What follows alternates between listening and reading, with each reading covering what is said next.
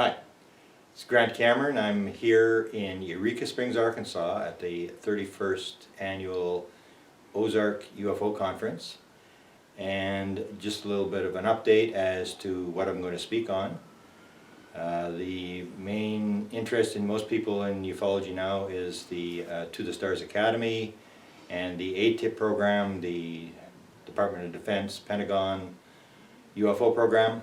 I'm going to be speaking about that, but as I was saying this morning to my associate Desta, this is the story is almost like the Whitehouse.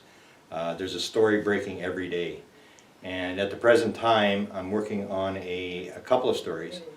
The one is a story that I've been chasing for a couple of years. It has to do with the rumored story about a portal that Ron Pandolfi from the CIA has been leaking rumored stories through through Dan Smith that portal technology will be disclosed, and that this will be the actual disclosure, that this is what it's all about, this consciousness portal thing, that they're coming through dimensions. And 2 days ago I was contacted by Dan Smith in a great sort of emergency. I need to answer my phone. There's been an update, and I already knew that a guy by the name of Kevin Albert had gone to Salt Lake City to meet with Joe Firmage. And Joe Firmage is a ex-businessman, used to run a $3 billion computer company, left, had an experience with a being in his room in the middle of the night, sort of got the indication that he was to work on space travel, that he was willing to put on his life to do this, and left his business life and started work on UFO technology. And because he's Mormon, some of the stories were Ron was putting out that he's trying to build a portal to Mormon heaven. And so this story's been going around. I've been chasing it for about 2 years. Many times it looked like a dead end, and even Dan Smith, who is breaking this story now and putting this story out, even he said he was ready to give up on the story, that there was really nothing to it. We knew that Joe Firmage had an item which has been referred to, Ron calls it the bouncing box, a spinning object inside a cage. And if you go to Joe Firmage's YouTube site, you can actually see this object. It's actually on the video. Now the story that started about a month and a half ago was that he had perfected this thing, that they had updated this thing, and an ex-congressman by the name of Dan Merritt was involved, and I'd heard this a number of months ago. Then last week I got the update that this thing had been perfected, they had formed a new company, and that Joe Firmage is one of the people in the company. The CEO was Kevin Albert, who was working for Ron Pandolfi, and that this Dan Merritt, is this ex-congressman, is the chairman, and he had put $4 million into this development of this thing. So it looked like they had perfected this bouncing box, which is basically a levitating object. It's like a box that actually, it's bouncing and then it actually lifts off the ground. So people like Jack Sarfati had said this is not a portal, it's disinformation. But as of a couple days ago, the story about the portal reemerged, that Dan Smith started talking about the portal again, and that this was portal technology. So anyway, the reason that Dan was trying to get a hold of me was apparently Tuesday night they had a demonstration of this thing in Salt Lake City where Joe Firmage exists, and that they had gotten a film, and that on the film there is a being on the film, apparently. Now this is the rumored story. I have a number of sources very close to the Pandolfis, to Dan. I've talked to my associate, for example, Katerina Castillo, who's actually coming here later on today, and we are going to phone Dan because they put the message through Katerina to talk to me. I'm not answering my phone. We need to get this message to him. So this will be part of my lecture. I'm going to try to figure out, can we get this video, what's on the video. A woman by the name of Maureen Seberg, who writes for Psychology Today, has been involved in this. I asked her, she said, I'm sworn to secrecy on this thing. So we're going to try to, this is now Thursday, I lecture on Sunday, and so in the next couple of days we're going to try to get what happened Tuesday night in Salt Lake City, Is there a portal? Is there a levitating object? Can we get the film?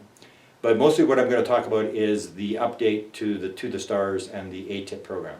And I've followed this, I've had sources inside this story for about 3 years. And what I'm going to do is I'm going to add on stuff that people don't know. For example, a lot of people assume that Tom DeLonge is out of the thing, that they've sort of moved him to the side, that he messed up the Joe Rogan interview and he's an idiot and they put him to the side.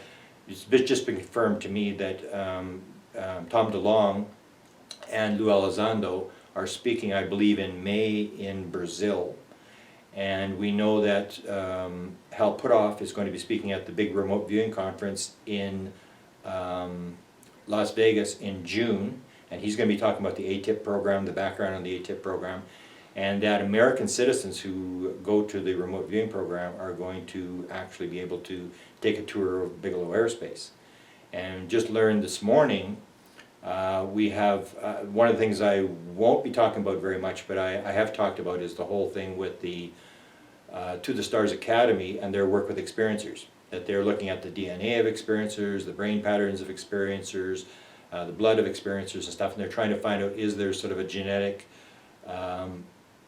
piece to very highly psychic people and experiencers. I think Kit Green, who's one of the 3 people involved in this program, called it the genetics of the paranormal, or the people who are able to tap into this thing. And that's the idea, that experiencers have some sort of ability to tap into the phenomena. So as I follow this, I'm gradually learning people that have been involved in the program and what they're doing. I'm going to play a little 2-minute excerpt of Dr. Kit Green talking about this program. I'm going to play it on Sunday. And in that program he talks about a sponsor, about what they're actually doing, and it's way far removed from what people think. It's pretty far out there, the stuff that they're actually doing. So that's the encouraging program. And one of the people that has sent their DNA in now has reported that he will be on a panel with Tom DeLonge in the fall. And so Tom DeLonge is now coming back out in the open.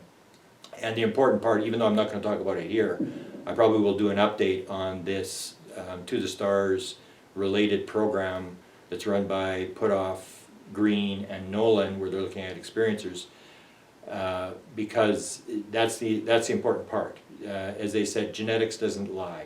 That you can actually have a test, apparently from what it sounds like. If you're an experiencer, there's certain brain pattern will show up, and there's a certain marker on the DNA that will show up. And if you're not an experiencer, that won't show up. So we actually may have, if they're trying to do peer-reviewed papers for this whole thing, if it does turn out that they have these markers and they can actually determine, then we can actually say this person believes they have it, but they don't have the marker. They're probably not an experiencer. This person is an experiencer because they have these things. So this is basically what I'm going to be talking about, but it's sort of a very fluid lecture. That, as I said, it's like the White House, that the stories are changing day to day. That even this morning I spent maybe an hour on the internet trying to get control of this latest story that's breaking. So that's the latest from Eureka Springs, and we'll catch up to you later, maybe do an update on the Experiencer program being run by To the Stars.